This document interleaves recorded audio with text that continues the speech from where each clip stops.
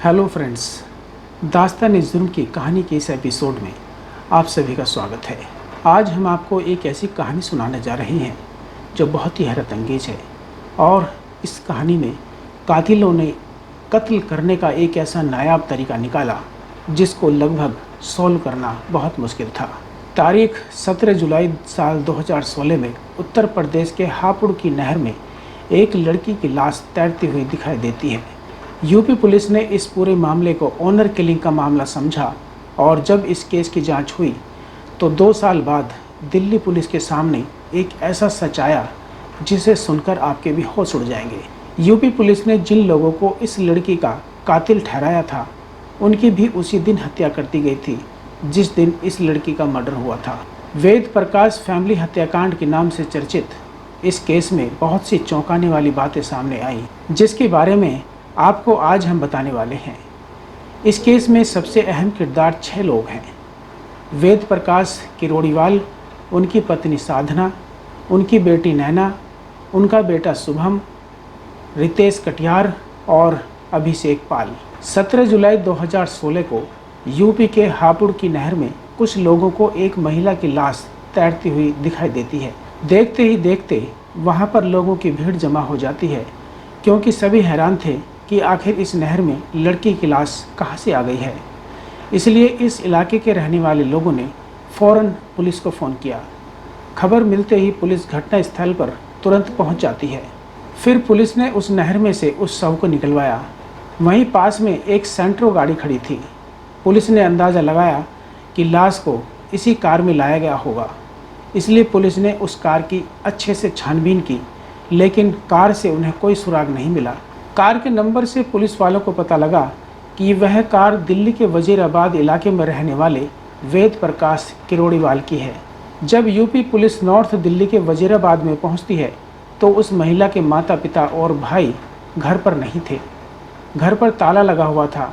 Police ने आसपास लोगों से पूछा तो किसी को भी इस बारे में कोई जानकारी नहीं थी कि पूरा परिवार आखिर गया कहाँ। लड़की की पहचान नैना किरोड़ीवाल के तौर पर हुई, जो कि लगभग 21 साल की थी और दिल्ली यूनिवर्सिटी में पढ़ती थी। यूपी पुलिस ने इस केस को इस नज़रिए से देखा कि नैना का ज़रूर किसी लड़के के साथ चक्कर होगा, अफेयर होगा और घर वाले उसके खिलाफ होंगे, इसलिए समाज में अपनी इज्जत बनाए रखने के लिए लड़के के माँ बाप और भाई ने मिलकर उसकी हत्या कर दी है। यूपी पुलिस ने इस मामले की जो भी तफ्तीश की उसमें पुलिस के हाथ ज़्यादा कुछ लगा नहीं था क्योंकि पूरा परिवार घर से गायब था।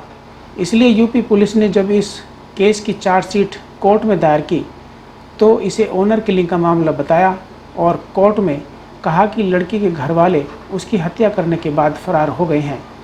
पुलिस की रिपोर्ट और सारी बहस सुनने के बाद कोर्ट ने नैना के सभी फैमिली मेंबर्स को भगोड़ा घोषित कर दिया।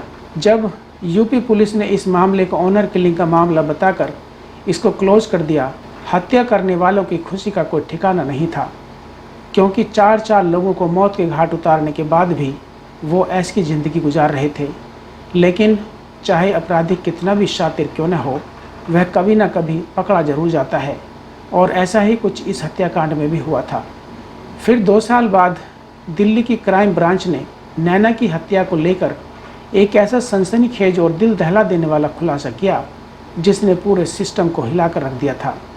दिल्ली की क्राइम ब्रांच ने यह दावा किया कि नैना का परिवार कहीं भागा नहीं था, कहीं गायब नहीं हुआ था, बल्कि परिवार के चारों सदस्यों का कत्ल कर दिया गया था। दरअसल शुरुआत में हमने आपको बताया था कि इस कहानी में 6 किरदार अहम थे। इनके अलावा 2 नाम और सामने आए, मनोज बावाल और सोनू, जिनकी वजह से इस केस को रीओपन किया गया। तो अनजाने में एक दिन मनोज बावाल नाम के लड़के ने सेखी मारते हुए इस वारदात के बारे में किसी को बताया था कि 2 साल पहले उसने 4 लोगों का मर्डर किया था और आज तक क्राइम पुलिस उसे पकड़ नहीं पाई है और पुलिस उसका कुछ नहीं बिगाड़ पाई है। ये बात किसी तरह दिल्ली क्राइम पुलिस के कानों तक पहुंच जाती है और पुलिस ने अपनी तहकीकात फिर से शुरू कर दी थी। पुलिस को ऐसा लगने लगा था कि अब वेद प्रकाश फैमिली के हत्यारों को क्राइम पुलिस धर दबोचेगी, लेकिन ऐसा नहीं हुआ। लेकिन इस कहानी में फिर एक बहुत ही ज़बरदस्त मोड़ आता है। जिसने पुलिस वालों को भी घुमा कर रख दिया था। दरअसल जब पुलिस मनोज बावाल तक पहुंची तो तब तक उसकी रोड एक्सीडेंट में मौत हो चुकी थी। पुलिस के हाथ एक बार फिर से खाली थे, लेकिन पुलिस ने हार नहीं मानी और अपनी जांच जारी रखी। फिर तहकीकात करते हुए पुलिस को पता चला कि मनोज बावाल की दोस्ती अभिषेक पाल के साथ है। पुलिस को अभिषेक पर शक होता है और शक की बुनियाद पर पुलिस ने उसे गिरफ्तार कर लिया। अब सवाल ये था कि आखिर किसी की इस परिवार से दुश्मनी क्या हो सकती है, जो पूरे परिवार को ही मौत की नींद सुला दिया गया। हत्यारे का मकसद क्या था? नैना की लाश अगर हापुड़ की नहर में मिली थी तो बाकी लोगों की लाश कहाँ है? ऐसे बहुत से सवाल आपके दिमाग में भी ज़रूर घूम रहे होंगे। तो इन सब के जवाब पाने के लिए अब पुलिस ने अभिषेक पाल से पूछताछ शुरू कर दी थी। पहले तो अभिषेक ने पुलिस को चकमा देने की कोशिश की और इधर उधर की बातें करने लगा, लेकिन जब पुलिस ने अपना रवैया सख्त किया और सख्ती से उसके साथ पेश आए और उससे पूछताछ की तो वो बहुत जल्दी ही टूट गया और उसने कुछ ऐसे सनसनीखेज खुलासे किए जिसे सुनकर पुलिस के भी होश उड़ गए। तो अभिषेक पाल ने दिल्ली क्राइम पुलिस को ऐसा क्या बताया था? इस सब के बारे में जानने के लिए हमें घटना से पहले के समय में जाना होगा। वजीराबाद के रहने वाले वेद प्रकाश किरोड़ीवाल एक फाइनेंसर थे। उसके अलावा दिल्ली के मजनू का टीला नाम की जगह पर उनका कपड़ों का बिजनेस भी था। उनके पास पैसों की कोई कमी नहीं थी और इसलिए उनकी ज़िंदगी में सब कुछ बहुत अच्छा चल रहा था। उनके परिवार में उनकी पत्नी साधना, उनकी बेटी नैना के अलावा एक बेटा शिवम भी था। पूरी फैमिली बहुत हंसी खुशी से अपनी ज़िंदगी गुजार रही थी। लेकिन फिर एक दिन कुछ ऐसा हुआ जिसकी वजह से पूरे परिवार को ख़त्म कर दिया गया। दरअसल वेद प्रकाश की दुकान पर रितेश कटियार नाम का एक लड़का काम किया करता था। उसे ऐसा लगने लगा था कि नौकरी करके वह अपने परिवार की ज़रूरतों को पूरा नहीं कर पा रहा है, इसलिए वह अपना बिजनेस ही शुरू करना चाहता था। पर कोई भी काम करने के लिए, कोई भी बिजनेस शुरू करने के लिए पैसा होना बहुत ज़रूरी है, जो उसके पास नहीं था। उसने इस बारे में वेद प्रकाश से बात की और अपनी मजबूरी को बताते हुए कहा कि उसके पास काम की शुरुआत करने के लिए पैसे नहीं हैं। इस पर वेद प्रकाश उसकी मदद करने के लिए तैयार हो गए और इस तरह से रितेश कटियार ने अगस्त 2015 में वेद प्रकाश किरोड़ीवाल से 9 लाख का लोन ले लिया था। जब रितेश ने कर्ज लिया था तो उस वक्त अभिषेक पाल उसका गारंटर बना था। इसके अलावा रितेश ने वेद प्रकाश किरोड़ीवाल की दुकान भी किराए पर ले ली थी। तो वेद प्रकाश किरोड़ीवाल की मदद से अब रितेश ने अपना काम, अपना बिजनेस शुरू कर दिया था। शुरू में तो सब कुछ बिल्कुल ठीक चलता रहा और हर महीने रितेश कटियार वेद प्रकाश को लोन की किस्त दे दिया करता था, लेकिन उसका बिजनेस दिन ब दिन खराब होता जा रहा था और उसे नुकसान होने लगा था। लगातार होते घाटे की वजह से अब रितेश के लिए हर महीने लोन की किस्त देना और दुकान का किराया देना मुश्किल होने लगा था।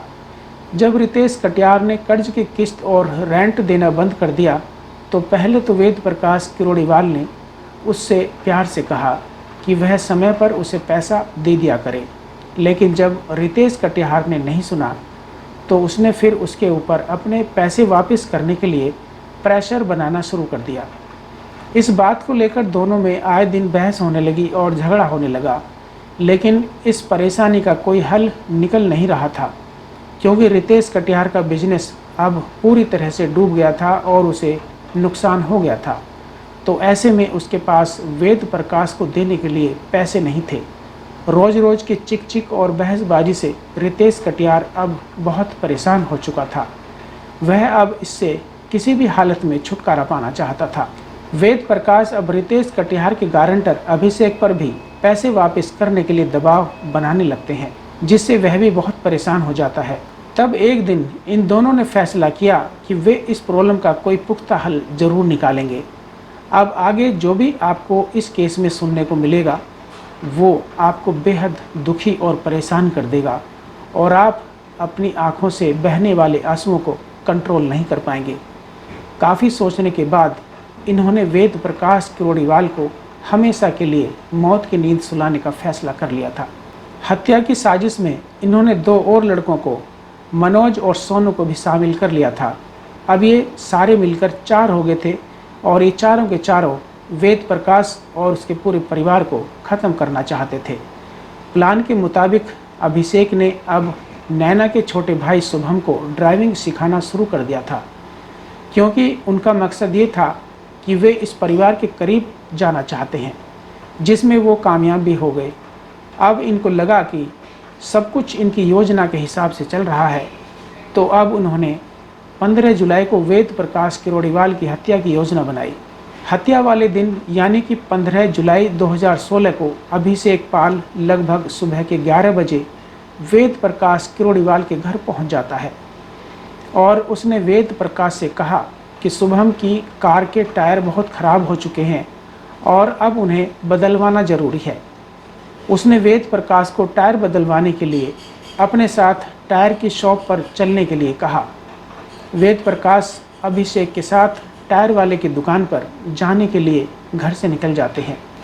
वह इस बात से बिल्कुल बेखबर था कि अभिषेक उसके साथ खूनी खेल खेलने वाला है, क्योंकि चाहे लाख लड़ाई हो झगड़ा हो, वेद प्रकाश को अभिषेक के ऊपर बहुत ज़्यादा भरोसा था, क्योंकि वह उनकी दुकान पर काफ़ी समय से काम करता था। शायद यही उसकी सबसे बड़ी गलती थी, जिसकी वजह से उनकी और उनके परिवार की जान चली गई। कई बार हम ऐसे लोगों पर भरोसा कर लेते हैं जो आगे चलकर आस्तीन का सांप बन जाते हैं। इसलिए बहुत ज़रूरी है कि हमें दूसरे लोगों पर हद से ज़्यादा विश्वास भरोसा नहीं करना चाहिए। तो अपने घर से निकलकर वेद प्रकाश गाड़ी की अगली सीट पर बैठ जाते हैं।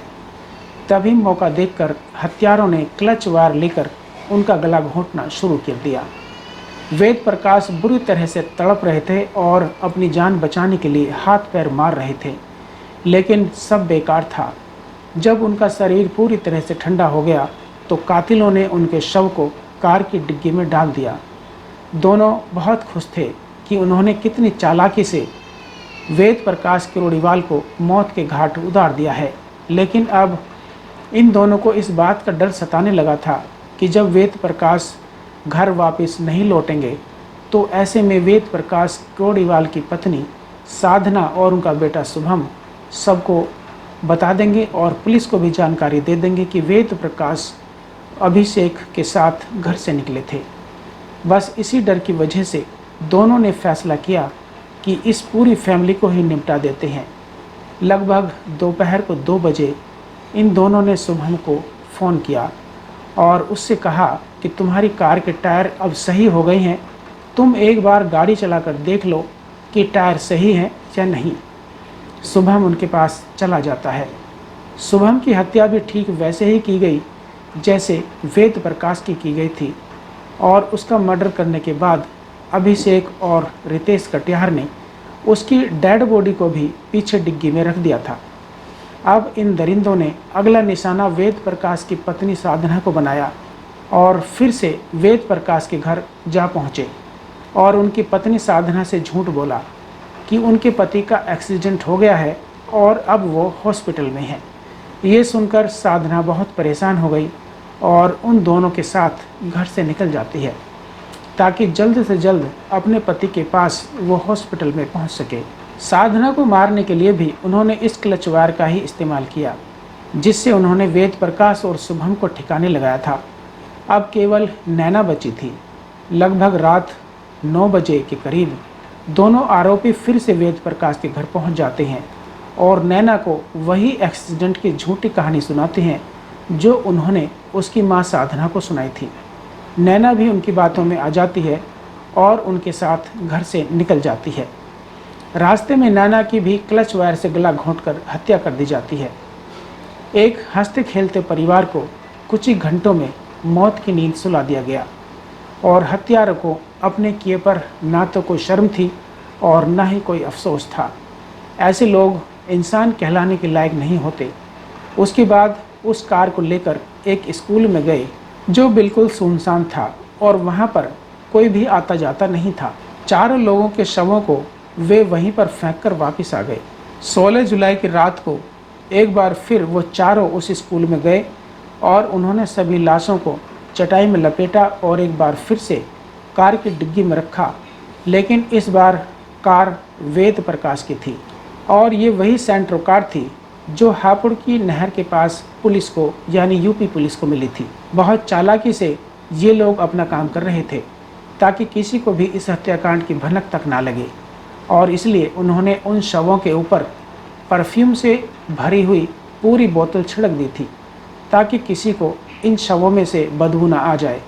सारा काम करने के बाद हत्यारे सेंट्रो कार को चलाकर यूपी के हापुड़ तक पहुंच जाते हैं और वहां पर अपर गंगा नहर में चारों लाशों को डाल देते हैं। अगली सुबह कुछ लोगों ने एक महिला की लाश को नहर में देखा और फिर पुलिस को बुलाया। बाकी 3 लोगों के शवों के बारे में आज तक कुछ पता नहीं चल पाया है कि वो कहाँ गए। इस मर्डर के मेन एक्यूज्ड रितेश कटिहार ने डिप्रेशन में आकर 2017 में आत्महत्या कर ली थी। सोनू की भी मौत हो चुकी थी और बावाल भी सड़क दुर्घटना में मारा गया था।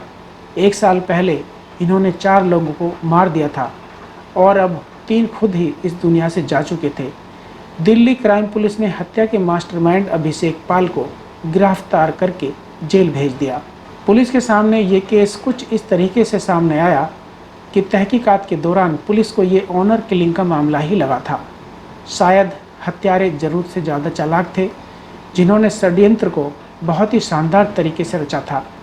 लेकिन कहते हैं कि पाप का घड़ा कभी ना कभी भरता ज़रूर है और हर इंसान को अपने कर्म का फल भुगतना ज़रूर पड़ता है।